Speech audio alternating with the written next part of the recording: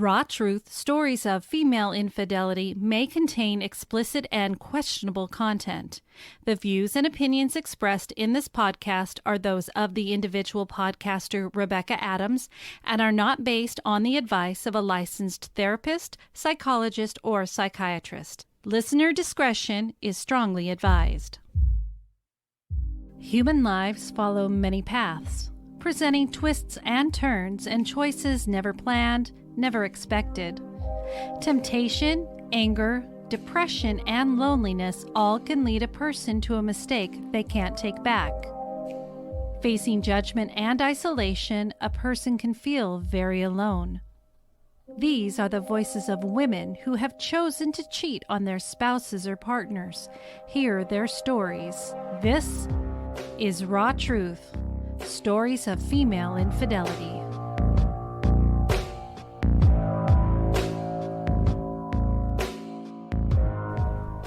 Hello everyone, and welcome to Raw Truth, Stories of Female Infidelity.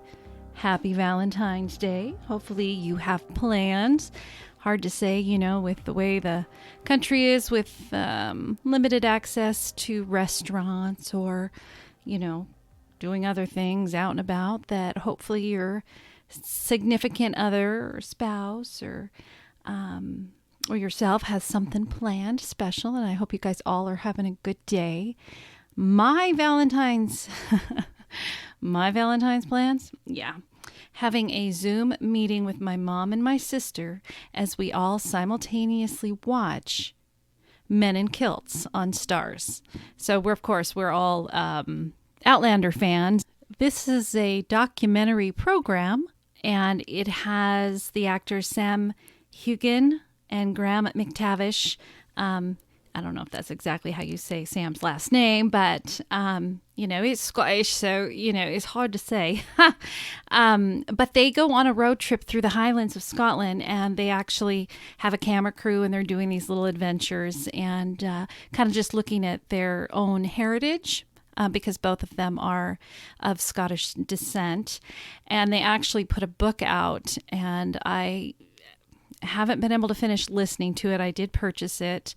And we'll get it listened to completely, but because of a bunch of things, as you know, that's happened in my life, some things have had to just kind of be put on hold. But anyway, that is Valentine's at my house.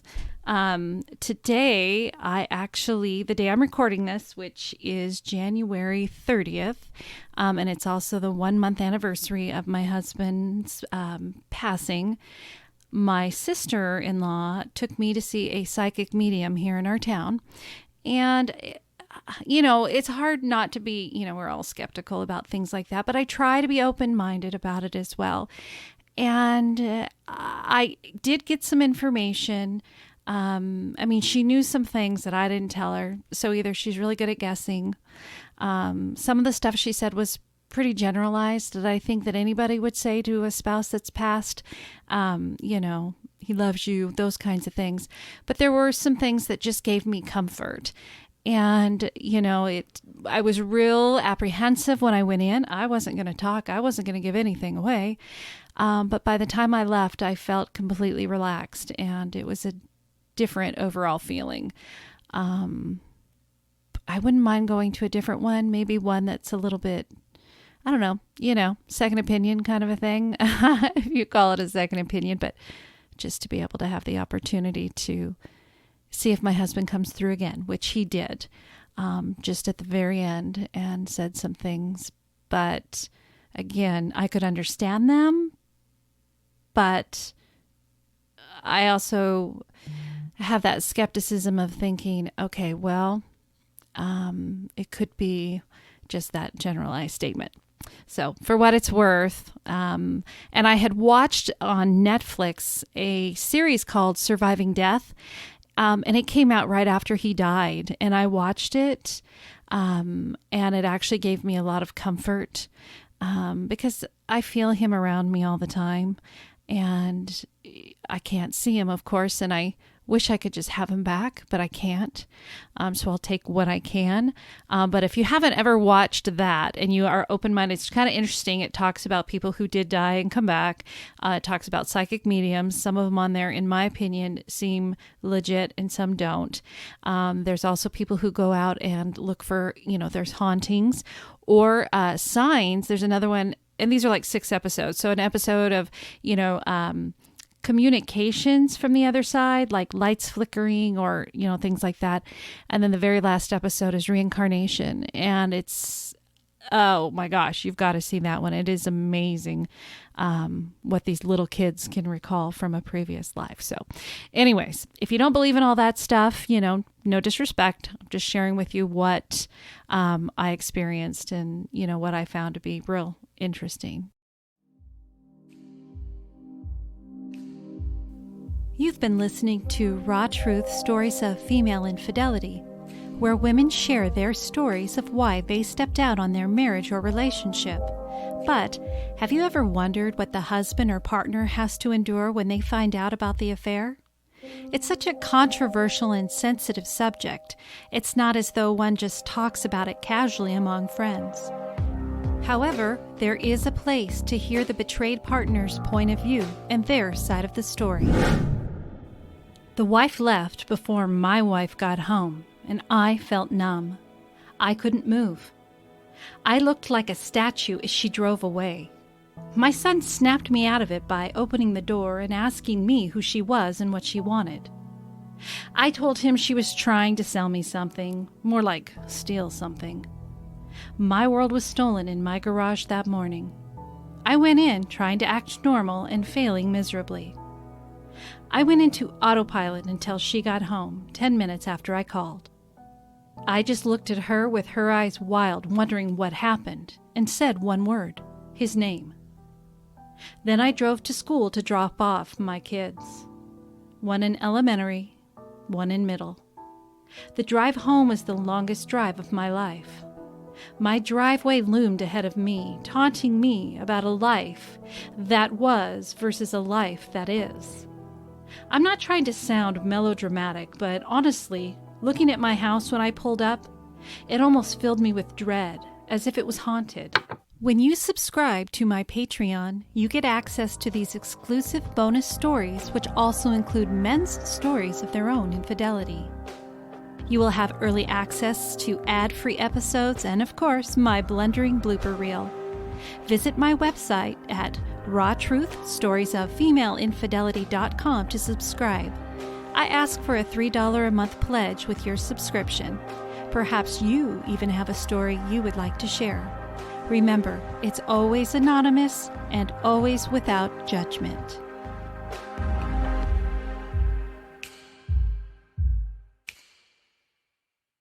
And welcome back. Now we are going to go ahead and get started with today's story, which is about Gabriella. And she submitted this to me back at the end of August. And her story is quite lengthy, so it's just perfect. I owe you guys a nice long story since I've had to take a little bit of a hiatus there last month. And I appreciate you guys all hanging in there. So sit back and relax, and here is Gabriella's story. My upbringing was the perfect middle-class setting. My parents worked hard for me and my siblings to have nice things. My mom and dad started dating in middle school and stayed together all through high school and got married at age 21. I lost my virginity at 14. My boyfriend was 18. He didn't pressure me in any way, but I guess peer pressure from other people made me give in. I kept a boyfriend all the time, one right after the other.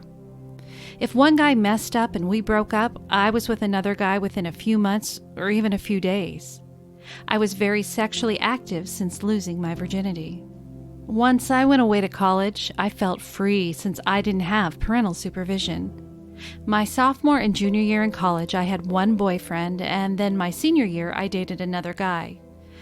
During these two boyfriends, I did cheat on them, with one guy on a regular, well, let's call him Elgin. I met him my freshman year. My roommate was hooking up with his roommate, and since I had a car, I was stuck always driving her over to their apartment. Me and Elgin would just talk in the living room while our roommates were in the back hooking up. Elgin started growing on me, and I started becoming intrigued by him. He was a gentleman, but did make it known he liked me. Then it happened. One day he asked me if he could kiss me. After that, we started a sexual relationship. We never really discussed becoming serious or exclusive, but we had great sex. My sophomore year, he mentioned he wanted to take me out on a date, but he never seemed to be that serious, and we just continued to hook up physically. Then I met and started dating a very sweet guy. He was marriage material, and I just knew me and him were going to get married once I graduated college. He never raised his voice at me and never argued with me. I could be cussing him out, yelling in his face, and he would do absolutely nothing other than speak to me in a calm voice. Our sex life was great also. He didn't mind trying new things, and he actually made love to me. He was so romantic and took time with everything about making me feel loved and wanted when we were together. He was perfect, but I was too young to appreciate him. I wanted some good old rough tearing clothes off sex once in a while, and my boyfriend just wasn't that type. So I continued to have that good old rough sex with Elgin. He knew I had a boyfriend, and he even had a few girlfriends during the 2 years I dated this guy. Me and Elgin would hook up every few months and have great sex, and then we would go back to our normal partners like nothing happened. My senior year, I had broken up with my boyfriend of 2 years and started dating someone the complete opposite of him, of course. My new boyfriend was rough around the edges and we had awesome sex, but he was not marriage material. I knew in my heart I did not want to marry him, so he was just passing the time by as regular good sex. But I still continued to see and have sex with Elgin. It was just something about him I could not leave alone. He was gorgeous, our sexual connection was electrifying, his body was perfect, his smile was perfect, he dressed nice, he had a decent job, and did I mention our sex was great?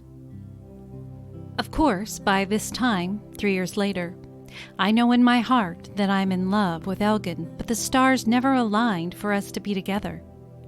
If I had a boyfriend, he was single. If I was single, he had a girlfriend, or didn't seem as if he wanted to be exclusive. I met my husband my senior year when I had a boyfriend. My hubby was not my type at all. He was older than me, so he had already graduated college and was full-blown into his career. He had already purchased a house and had a sports car. When I met him, he tried to get with me, but I told him I had a boyfriend. He gave me his number anyway, which I threw away. I kept running into him over and over in the next year in various different places. I kept saying, "Oh my God, why do I keep running into him? This must be a sign." So finally, after running into him like the 5th time, and every time I think he gave me his number, I finally called him. I had just broken up with my boyfriend, so I said, why not? He treated me like a queen. He bought me things all the time and spoiled me. I got flowers for no reason, and he helped me move into a new apartment. The day I was moving in, I went to the store to get some miscellaneous items, and by the time I came back, he had set up my bathroom and my bedroom all without me even asking him to do that. I knew he was a keeper, even though he wasn't really my type physically. We had sex maybe a few weeks after that, and I remember telling my roommate the sex was horrible, and I never wanted to have sex with him again. He basically had only been with one other girl before me, which definitely showed. But he grew on me, and we started to get serious. Well, maybe a month into it, I got a regular call from Elgin asking if I wanted to come see him. I went, and the sex seemed different this time. He was more into it, and it seemed we connected with each other mentally and physically on another level, better than ever. He did mention to me he had a girlfriend, and I told him I was getting serious with a guy also. So I told myself, even though it was hard, but this was going to be the absolute last time I would go back to Elgin for sex, because I was getting serious with this guy and knew he was a keeper and marriage material. A few months after me and Elgin last hook up, I heard he was engaged. Then, within another 6 months, he was married. I was heartbroken. Even though I was dating a wonderful, sweet guy, a part of my heart was still with Elgin. Me and my hubby dated for a year and then became engaged, and I moved into his house with him. Me and Elgin lost contact for about 3 years, but got back in contact somehow. By this time, I had been married 1 year, and he was still married and had a child. We met one evening, and we sat in his car to talk and catch up. It was all innocent until I was about to get out of his car. He reached over and kissed me, and I pulled away and said, "We can't start this cycle over." That was the hardest thing I had done. And come to find out, we lived only 2 minutes away from each other. Well, we would text and email each other every now and then, but we never met back up in person. He ended up being called to the ministry and took over his father's church once his father passed away.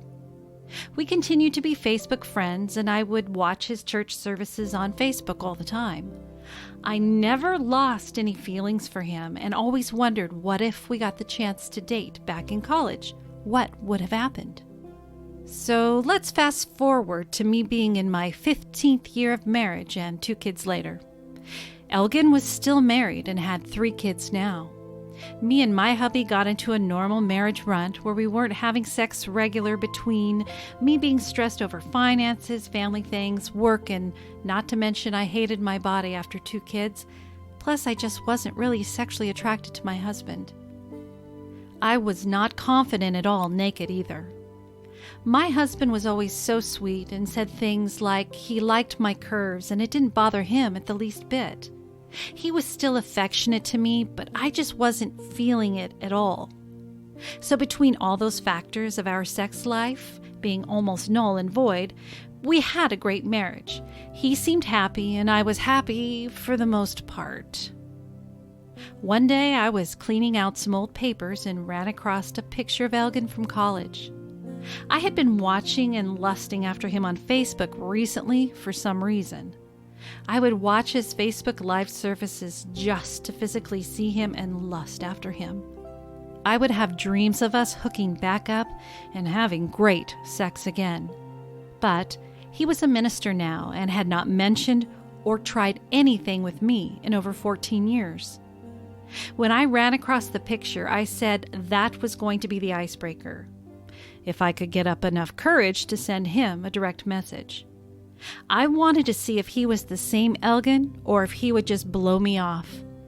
I wanted to know if he still felt feelings for me like I felt for him. So I sent him a copy of the picture in his DM and just said, "Throwback." It took me 2 days to actually hit the send button. He responded within a few hours and we talked about college and caught up. We DM'd for hours and hours. Then the next day, we DM'd until 4 a.m. the next morning. He shared he'd always had feelings for me, still after all these years, but once I pushed away from him at that last kiss years ago, he figured I was finished with him. He mentioned how he had the perfect marriage and family on the outside, but on the inside he felt he couldn't be himself and his wife neglected his needs.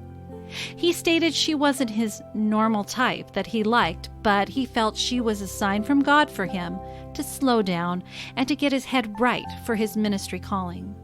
He stated his wife is always focused on their 3 children, and he had to beg her for some attention. He normally dated girls that looked and were shaped like me. He absolutely loved my curves and long hair. His wife was very small and petite with short hair.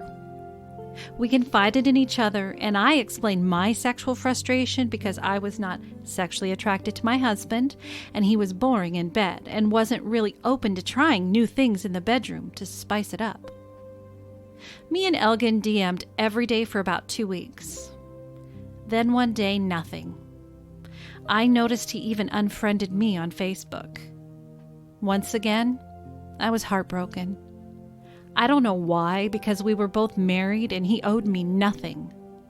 So 2 weeks later, I get a text from a number I don't know and says, "Hey, you mad at me?" It was Elgin. He had kept my number all these years. I had had the same cell number since college. I had deleted his numbers years ago because it was too tempting. He said he cut off communication because he was getting too tempted and feelings for me were starting to rage and come back very strong. We texted back and forth weekly for the next 3 months, and then we put a plan together to finally meet up. We already had it planned. It was going to be no talking, and as soon as we would see each other, we would be taking off each other's clothes. And that is almost exactly what happened. When I walked into the hotel room and saw him, which I had not seen him in person in over 14 years, the butterflies were still there, and I just ran and hugged him. I squeezed him so tight, and it felt so good to be in his arms again. After I broke the embrace to kiss him, it was over then. We were on each other so hard and fast. The sex and connection was still there. I was not ready for it either. After we finished, I couldn't talk. I was on an emotional roller coaster. We laid there, and he held me in his arms for nearly 3 hours. After I left, I was damn near in tears driving away. I got back home and went into the bathroom and cried my eyes out. I had so many emotions, like, what if my husband finds out? What if his wife finds out and she embarrasses him and he loses his church and family? Also, I thought it was so crazy how I still had all these feelings for him and we still had that connection physically and emotionally. We both expressed the feelings were still there and we needed to see each other again. We also talked about sexual fantasies and desires with each other the next time we hooked up. The second time was about 7 weeks later and even better. This time I told him I was leaving my emotions at the door and wouldn't be acting all weird and quiet. This time we talked and talked and talked afterwards. We caught up and discussed what seemed to be missing in our marriages as to why we have fallen back into bed with each other again. We also discussed we both knew we had to end it because we knew the other was not leaving their family. So we told each other it would be our last time because we just couldn't keep on, because the feelings would just keep getting stronger and stronger. When he walked out of that hotel room, I found myself again crying. Not because I felt bad for my husband or his wife, but because I didn't want that to be the last time I saw him or felt the way he made me feel. The sex we had was so awesome, and I hadn't had a real orgasm in years. I wanted to feel that way on a regular, and it wasn't fair his wife could get that whenever she wanted, but didn't want to.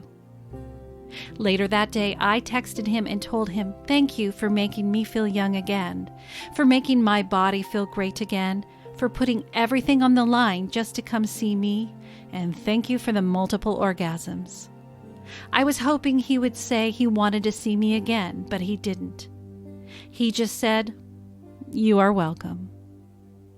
It's been weeks now, and we haven't texted each other. I'm not going to be the one that texts first again. So I don't know if this is really over. I have been fiending for him so bad that I had to go out and buy a vibrator to hopefully get some pleasure because my husband can't take me there, unfortunately. My husband still has no idea. I don't even think it has crossed his mind that I would ever step out on him. Me and Elgin's story is absolutely insane to think, and I have stepped out on my husband only for this man. I cheated on my college boyfriends only for this man, and we never got our chance to try to be a couple. I feel we were cheated out of that, but then again, I don't think I could be a first lady of a church. That is the only thing that keeps me sane, because if God had not stepped in and brought his wife and my husband into our lives, we would have been together and maybe not lasted, because again, me being a first lady would not have worked out. I honestly still do have feelings for him and think I always will. He was the one that got away but came back several times. I honestly do not regret my decision to see him twice. I'm actually glad I know the feeling is mutual and it wasn't just me. I also honestly don't have any guilt. My husband hasn't been completely innocent in our marriage. I don't have proof he has stepped out on me, but let's just say I have read some inappropriate texts and email messages to female friends and an ex-girlfriend. So between that and the horrible sex with my husband, I have no guilt. I do think Elgin knows I'm in love with him, even though I would never say it. Elgin will always have my heart, and I guess if in the future we ever find ourselves without a spouse, we can just go to Vegas and get married. Until then, he is staying with his wife and family, and I am staying with mine. I think it might be easier if I don't hear from him. I think I will have closure because we've had 2 chances to connect and confirmed the 21-year-old feelings are still there. Signed, Gabriella. P.S. I hope to hear from him, but I hope not to hear from him. Gabriella, thank you so much for sending in your story. I can understand a lot of what you're saying, and especially there at the end where you have feelings for him and you always will. You guys shared a connection, and maybe that's just a real rare connection. But then also, because you guys maybe were seeing other people, that extra level of excitement comes into play, which makes things a little bit more steamy when it comes to infidelity. And of course, that's the reason I think why a lot of people can't talk to anybody about this, because it's kind of like the song, how can it be so wrong when it feels so right, kind of a thing. But it sounds like you're still young and there still may be those opportunities ahead of you. And if it's meant to be, you guys will find each other again. I would love a follow-up on this. It's been 6 months since you've submitted the story. So if you would like to drop me a message and let me know, have you heard from him since August, or did you contact him even though you said you weren't? Because I know and I understand no matter how strong we try and be, we'll get those moments of weaknesses where we just want to just give in and send that message. But then sometimes if you don't hear back, then you're even heartbroken more. So if you haven't and you can find that strength to just work through it, be strong and overcome it, and you'll lose that need to really, really want to reach him.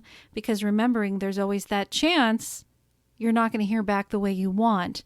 You're going to get crushed all over again. And just to protect your heart and everything like that. And maybe, I don't know, with your husband, have you talked with him about your marriage and the sexual attractiveness, and that you love him and you want to figure out a way for you to have that spice and to keep it going? Because that intimacy is so important and continuing to keep that marriage going. It's not just about living under the same roof, but you got to connect on that emotional and intimacy level. So whichever way you go, I wish you the best and just want you to be happy. That's what's important in life. We only live once and life can be cut short. And sometimes we have to go through a pretty hard battle in order to come out on the other end what we need in our lives to be happy. So again, thank you. And yes, please send me a follow-up. I would love to know where you're at today. And thank you all again for listening to today's story and subscribing to the podcast. If you're listening to this and, these stories have been helpful to you, that's a good thing, because that's what the goal is. And maybe you've been considering submitting your story. And if you've been listening for a while, you know everything is anonymous and I never put judgment on you. It's a great way for you just to be able to share it, get it out, be able to write it out. It's therapeutic and it helps other people just as these people are helping you today. So feel free to shoot me a message to rebecca.rawtruth@gmail.com. Go to my website, rawtruthstoriesofFemaleInfidelity.com. Right there, you can pick up the story guides because those kind of help flow the story a little bit. I've kind of got it all lined out. It's more of an outline. It's not a Q&A kind of a thing. It's more of an outline just to help you come up with these thoughts, because a lot of people say, I don't even know where to start. So this helps with that. If you're listening and you're a man whose wife has been unfaithful, there is a story guide for you as well. And that is where you would go ahead and submit a story and it would be played on my Patreon. If you're not a Patreon subscriber, what that is it's a premium subscription to the podcast. So you do get all these regular episodes that you hear that I'm, having on wherever you're listening, Apple or Spotify. You get those a couple of days early. You get the stories from the men's point of view of what they went through when their wife, spouse, partner, was unfaithful to them. And then I also do have some stories that the men wanted to share about themselves being unfaithful and what happened. And they're very, true to the heart. These people really do, just like on these stories, put their heart on the line and say how they're feeling. You can access my Patreon. I ask for a $3 a month subscription. You usually get about 2 extra stories a month. And like I said, you get early access. Also, during the recording, there are several times where I screw up. And so I have to stop and re-record.